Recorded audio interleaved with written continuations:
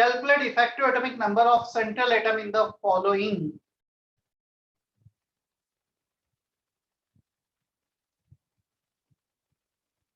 Screen share नहीं हुई ना अब तक?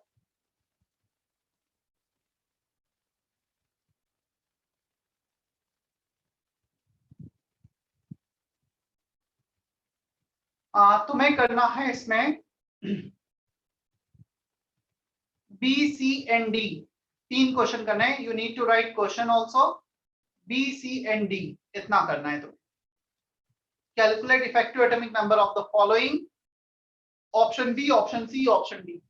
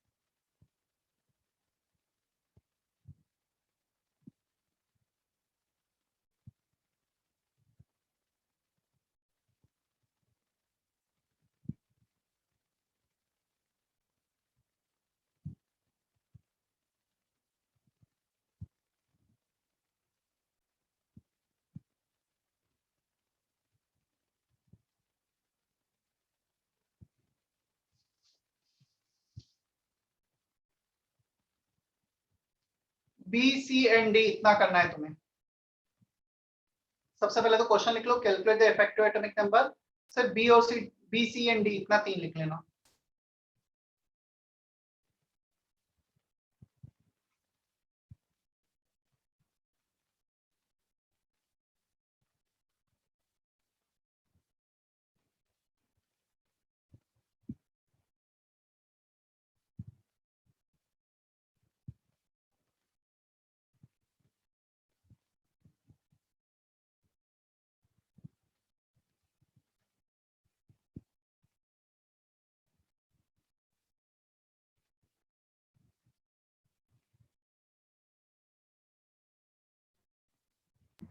Yes, sir.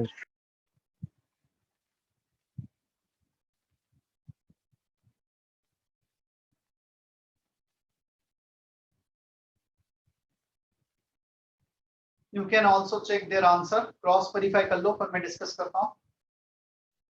तीनों का आंसर 36, 36, 36 है.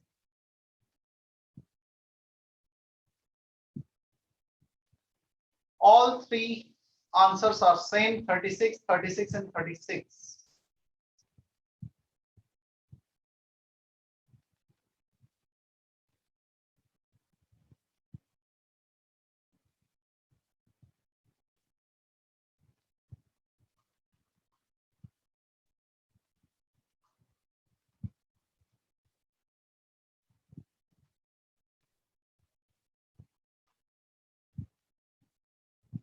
चलो कौन सा एक्सप्लेन करना है उसमें से?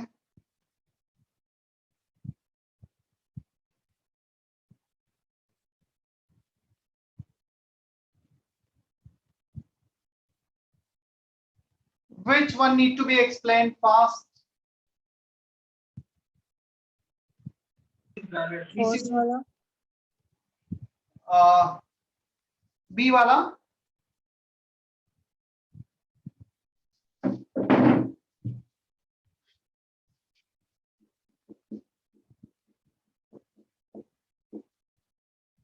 B था FeCN6 4 minus. First, you have to determine oxidation state of central atom. Cn -6 -4 तो इसको +2 रहा होगा. +2 -6 नेट चार्ज, तो ये +2 आ गया. Fe2 plus. Atomic number 26. Oxidation state 2. Coordination number 6. 36. Is that okay? Yes, sir. चले हम आगे. और कोई डाउट है किसी का इसके अलावा? सर ये जो लिगेंड्स होते हैं जो सेंट्रल एटम पे अटैच होते हैं वो 6 से ज्यादा नहीं होते क्या? बहुत रेयर केस में होते हैं कुछ केसेस में, स्पेशली एक ब्लॉक एलिमेंट्स होंगे तब आएंगे, बट काफी कम होते हैं जब कोऑर्डिनेशन नंबर 6 से ज्यादा हो।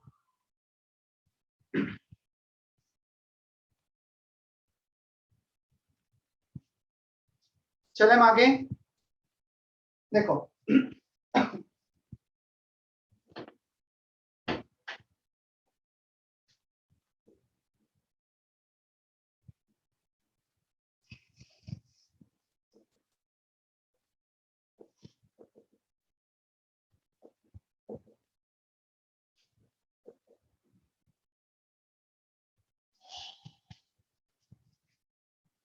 VBT, valence bond theory. Valence bond theory में basically central atom will provide its orbital, and that orbital will undergo hybridization, and then hybridized empty orbital will accept electron pair from the ligands to coordinate bonding by overlapping of orbitals. So valence bond theory का basic concept ये है, एक orbital का दूसरे orbital के साथ overlap होगा, sharing of electron होगा। Yeah? So overlapping of orbital takes place, and before overlapping the central atom will undergo hybridization like sp hybridization, sp2 hybridization, sp3, sp3d, sp3d2, ये सारे hybridizations होंगे। Clear? तो हमें valence bond theory chemical bonding का basic idea थोड़ा सा होगा तो ये इजी रहेगा, इसलिए उसके लेक्चर्स वगैरह लगाए गए। अब इसमें हमें करना ये होगा, first we have to determine oxidation state of central atom. Central atom का ऑक्सीडेशन स्टेट, सेंट्रल एटम के बारे में इंफॉर्मेशन हमें बहुत जरूरी है। तो ऑक्सीडेशन स्टेट से उसका कॉन्फ़िगरेशन सर्च करना होगा। That means we should know the atomic number of all the elements. All generally that complex central atom is D block elements. तो डी ब्लॉक एलिमेंट्स में 3d series, 4d series, 5d series, उनका हमें atomic number पता होना चाहिए। चलो हमें इनका तो पता है, scandium, titanium, vanadium, chromium, manganese, iron, cobalt, निकल, कॉपर, जिंक। दिख रहा है ना लास्ट तक? कितना एटॉमिक नंबर है? 21, 22, 23। मैं चलो स्क्रीन शेयर करता हूं, बजाय उसके कुछ कंफ्यूजन होगा। और इसमें हमें एटॉमिक नंबर पता होने चाहिए, एक बेसिक कॉन्फ़िगरेशन पता होना चाहिए, या तभी हम इसमें आगे प्रोसीड कर पाएंगे, नहीं तो थोड़ा मुश्किल होता है।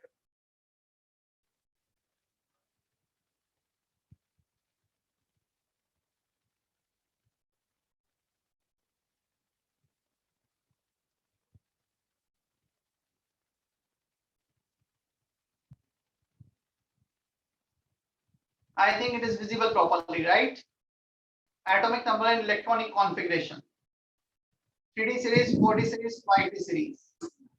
Scandium to zinc, then atium to cadmium, then lanthanum to mercury. Lanthanum to mercury में बीच में 14 एलिमेंट्स F ब्लॉक में जाते हैं, जिन्हें lanthanides कहा जाता है। 58 to 71. You have to write all this in 2 minutes.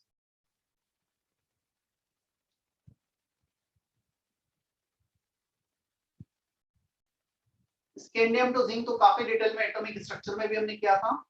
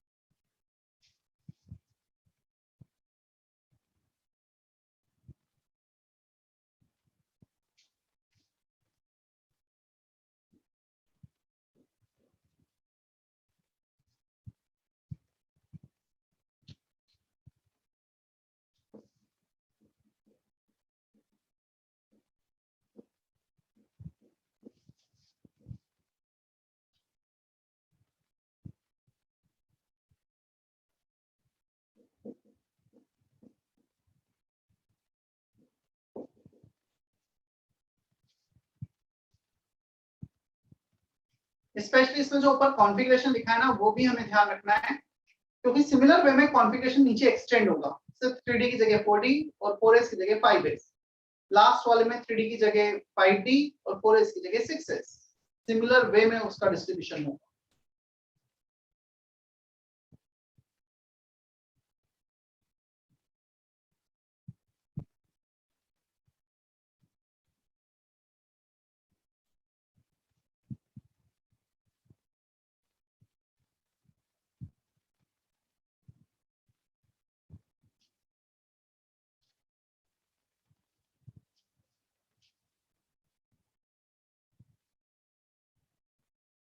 Copy हो गया है?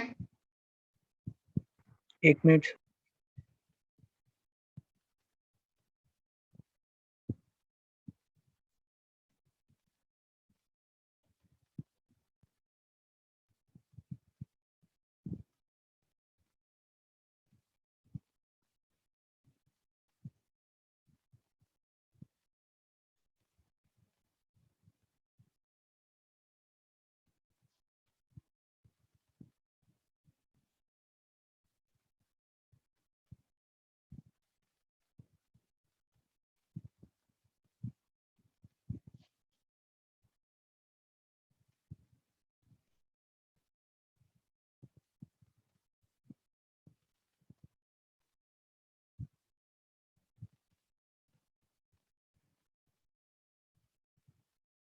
चलो हो गया अभी?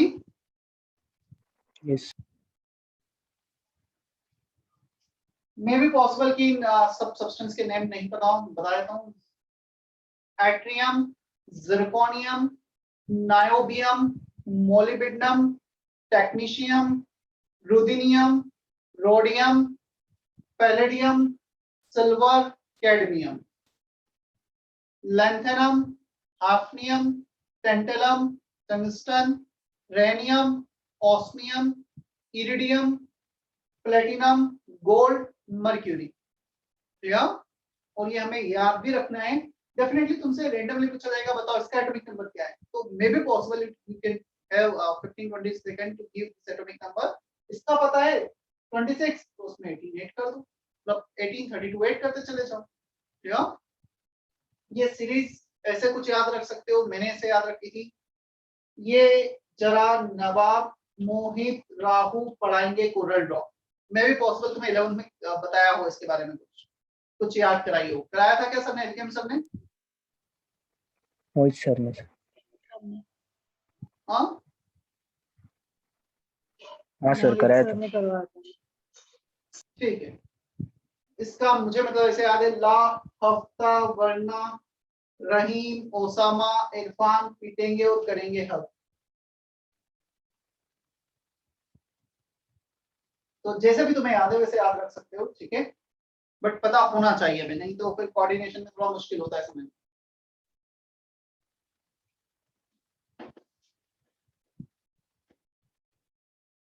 ओके, अब आते हैं हम इलेक्ट्रॉनिक कॉन्फ़िगरेशन पर। Already we had done electronic configuration in atomic structure, but still मुझे यहाँ यूज है, तो मैं एक एग्जांपल लेकर डिटेल में बता देता हूँ। कोबाल्ट का electronic configuration with atomic number 27, argon up to 18, 3d7, 4s2. After 18 electrons, we need to fill electron in 4s. 20 हो गए, बचे कितने? 27. 7 इलेक्ट्रॉन चले गए 3d में। क्लियर? मुझे बताओ कितने बच्चों को ये नहीं समझ में आता है कैसे लिखा है। I am expecting some 2-3 student जिन्होंने शायद 12th में ज्वाइन किया हो। क्या ये हमें आइडिया है क्यों लिखा गया है, कैसे लिखा गया है? Raise your hand fast. सभी को आइडिया, मतलब किसी को ऐसा नहीं लगता कि क्यों लिखा है? चलो अच्छी बात है, मतलब मैं नए बच्चों से एक्सपेक्ट कर रहा था कि 11th में कुछ भी नहीं पढ़ा हो तो शायद ये ना आए समझ में। अब मैं आता हूँ कोबाल्ट 2+ पर। If we remove 2 electrons from cobalt, हाँ कौन बताएगा? हैंड रेज करो जल्दी से अपना। Argon 3d7। 2 इलेक्ट्रॉन 3d से जाएंगे या 4s से जाएंगे, किससे जाएंगे? हमने फिल करते टाइम ऐसा किया था, 4s में भेजे थे इलेक्ट्रॉन को, 4s। 3d 3D से। 4s से जाएंगे। कहाँ से हाँ, जाएंगे 4s और 3d? 4s 3d7 मतलब मैं यहाँ पे अब क्या लिखूं, तुम तो ये बता दो, दो इलेक्ट्रॉन निकाले, क्या 3d7 3d7 3d7, the electron will be removed from outermost shell irrespective of energy level. Energy level इसका ज्यादा है 3d का, लास्ट में इलेक्ट्रॉन इसमें फील हो रहा है, बट जब रिमूव करेंगे तो इससे रिमूव करना होता है 4s। ठीक है, अब कोबाल्ट 3+ पे आ जाते हैं हम। 3d6, अब एक और इलेक्ट्रॉन रिमूव करना है, 4s के तो खत्म हो गए, अब 3d के रिमूव कर दो। Is that okay? Yes sir.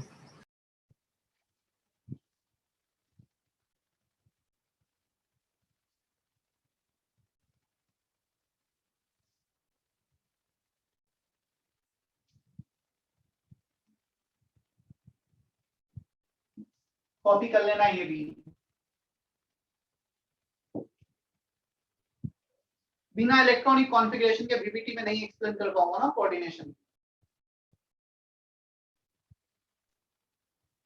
Sir yes sir, अगर इन केस कोबाल्ट 2+ सुन रहा हूं, में बोलो। जो कोबाल्ट में अगर 2 इलेक्ट्रॉन 3d7 से निकालते तो वो ज्यादा स्टेबल होता ना? नहीं होता एक्चुअली, स्टेबल से ज्यादा हम अब ये देखते हैं इलेक्ट्रॉन रिमूव इजीली कहां से किया जा सकता है, किसका आयोनाइजेशन एनर्जी कम है, तो 4s का आयोनाइजेशन एनर्जी कम होता है 3d से, इससे इलेक्ट्रॉन 4s से पहले रिमूव होता है। मतलब हमारे लिए प्रैक्टिकली पॉसिबल ही नहीं होता ऐसा करना कि हम 3d से इलेक्ट्रॉन निकालें 4s से ना निकालें।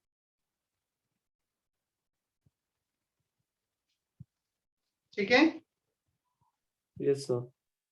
ओके। अब मुझे बताओ, जैसा तुमने 11th में बॉन्डिंग में ही पढ़ा होगा, हमारे पास ये कुछ है BCl2, इसका कितनी बॉन्डिंग में इन्वॉल्व है beryllium? 2 2. So how many hybridized orbitals are required for beryllium? 2. दो बॉन्ड बनाने में Two. हाइब्रिडाइज्ड ऑर्बिटल चाहिए इसे, और दो हाइब्रिडाइज्ड ऑर्बिटल किस हाइब्रिडाइजेशन में होंगे? sp sp और यदि 3 हाइब्रिडाइज्ड ऑर्बिटल की रिक्वायरमेंट होगी तो हाइब्रिडाइजेशन क्या होगा? sp2 sp2 इतना उतना। सो जितने बॉन्डिंग बन रही है उसके अकॉर्डिंग हाइब्रिडाइजेशन को हम चेक कर लेंगे कि कौन सा पॉसिबल होगा। ठीक है,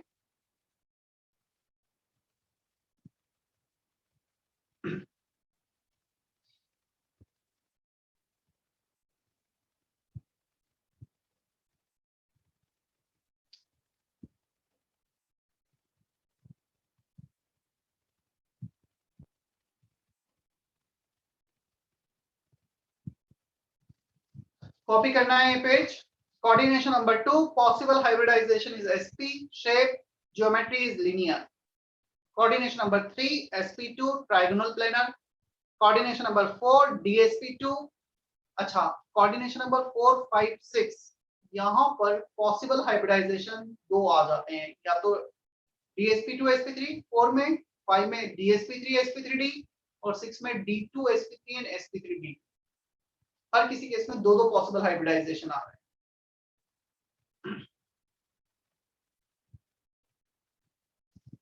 कॉपी करना है ये तुम्हें भी। So with respect to coordination number, how to decide which hybridization will be there for the central atom, और जहां पे दो पॉसिबिलिटी आएंगी वहां कैसे डिसाइड करेंगे उसको, उसके लिए हम काफी डिटेल में वीवीटी को देखने वाले हैं। इवन जो नीचे लिखा है वो भी तुम्हें कॉपी करना है, sp हाइब्रिडाइजेशन में कौन सा ऑर्बिटल्स इन्वॉल्व है, sp2 में, sp3 में, सो ऑन।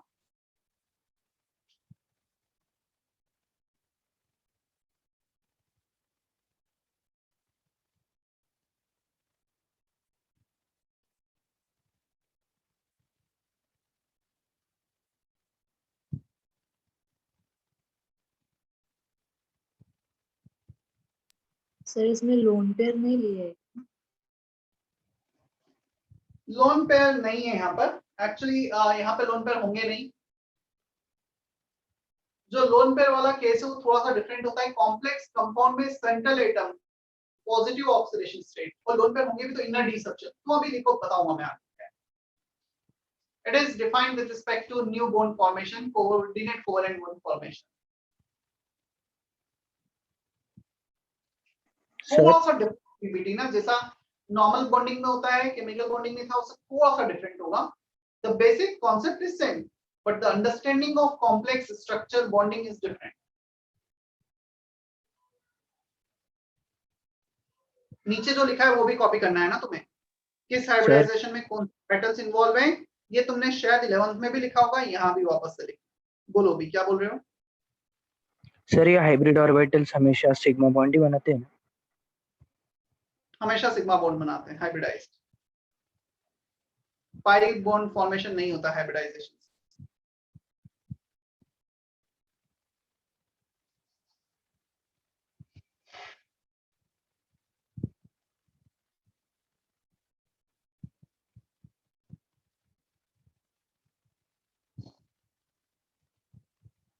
नीचे वाला पार्ट भी पूरा लिखना है तुम्हें ना.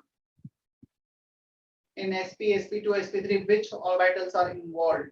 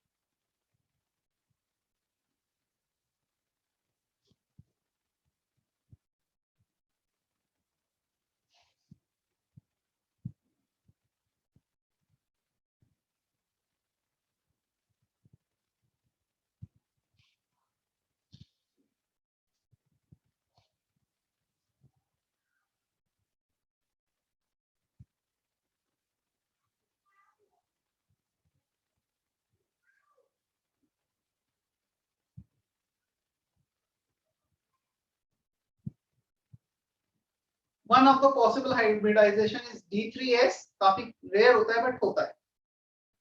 कोऑर्डिनेशन नंबर 4 के लिए होता है D3S.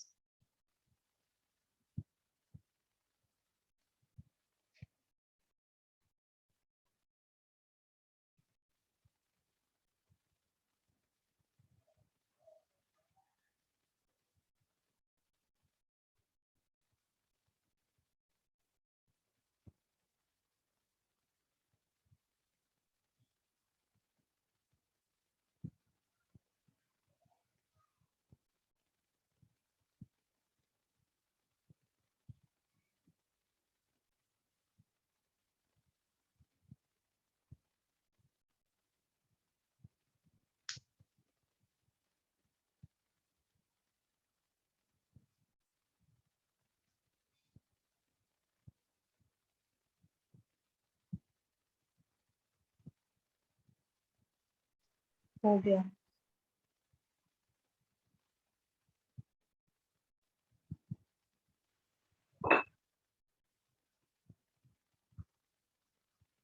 Okay. Valence bond theory बहुत ज्यादा टाइम तो नहीं है बट ठीक है, इंट्रोडक्शन हम देख लेते हैं. पोस्टुलेट पहले नेक्स्ट टाइम देखेंगे.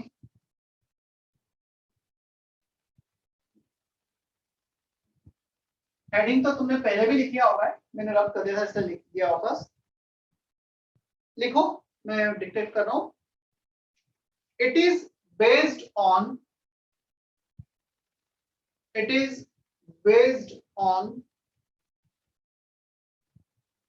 coordinate covalency. It is based on coordinate covalency of metal ion and its ligands. It is based on coordinate covalency of metal ion and its ligands. Full stop. मतलब coordinate covalency, covalent bonding पे based है ये पूरी theory. Full stop. The central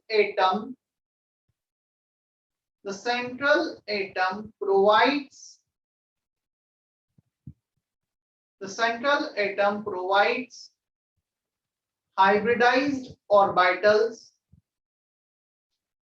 The central atom provides the hybridized orbitals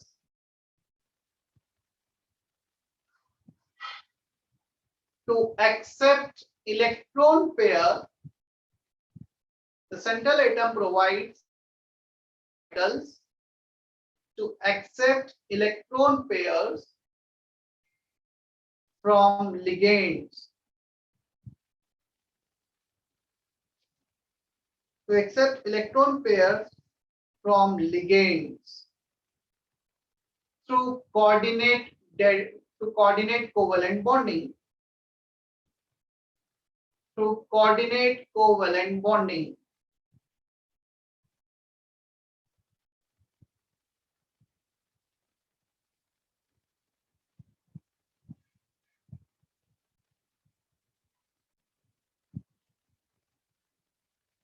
It can explain magnetic behavior of compound also.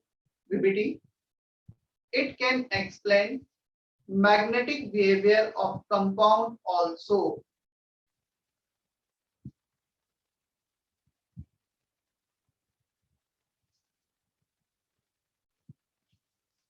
Is that okay?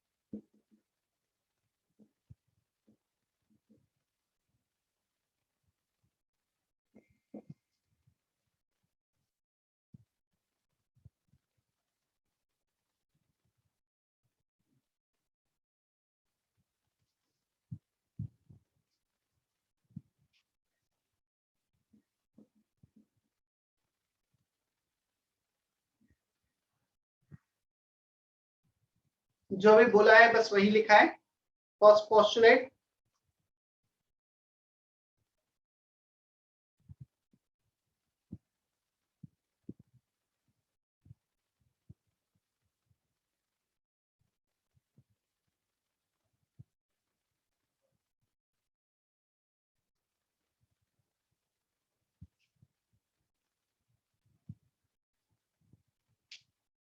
एक 5-7 minutes लगेगा, चलेगा ना उतना?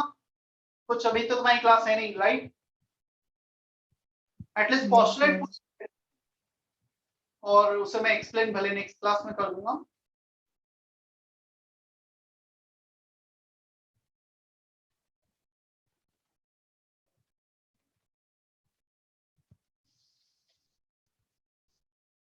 Second postulate, in hybridization, if n-1d orbital is involved, then it is known as low spin inner orbital complex. For nd, it is called high spin outer orbital complex. If complex contain, ये लिख लो एक बार, मैं पूरा explain अच्छे से करूंगा ऐसे board पे, काफी मुझे एग्जांपल्स लेके ही एक्सप्लेन करना पड़ेगा. सिर्फ एक बार पोस्टुलेट इतने ही है जितने भी दिख रहे हैं, हो जाएंगे तो फिर एग्जांपल्स हम नेक्स्ट क्लास से स्टार्ट करते हैं.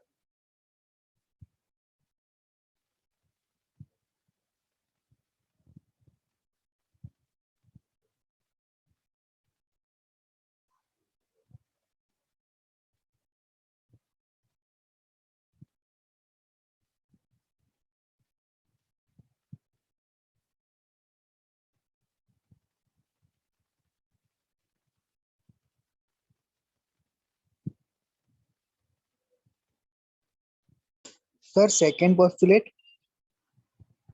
सेकंड, ये सेकंड ही है, मैंने मतलब जो फर्स्ट टू थे उनको कंबाइन करके एक ही लिखवा दिया था. फर्स्ट टू ए थे, दोनों को कंबाइन करके मैंने एक ही बना दिया था.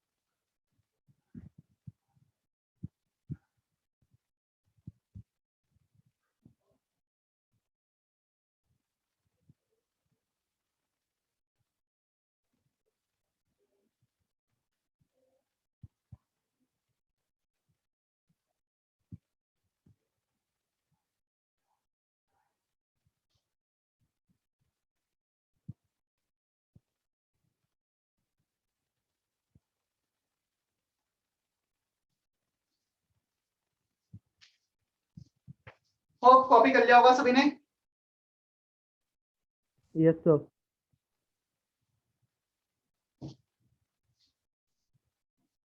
हो गया कॉपी। शेयर्ड स्क्रीन ऑप्शन हटा दूं मैं। अभिराज हो गया कॉपी।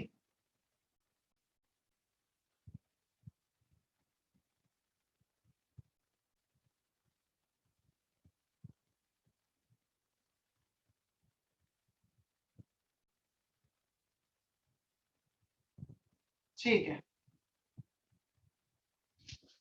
नेक्स्ट क्लास मुझे से कितना याद दिलाना सर, हमने पोस्टुलेट्स लिखे हुए थे, इनका एक्सप्लेनेशन बाकी था, हम यहाँ से स्टार्ट करेंगे। क्लियर?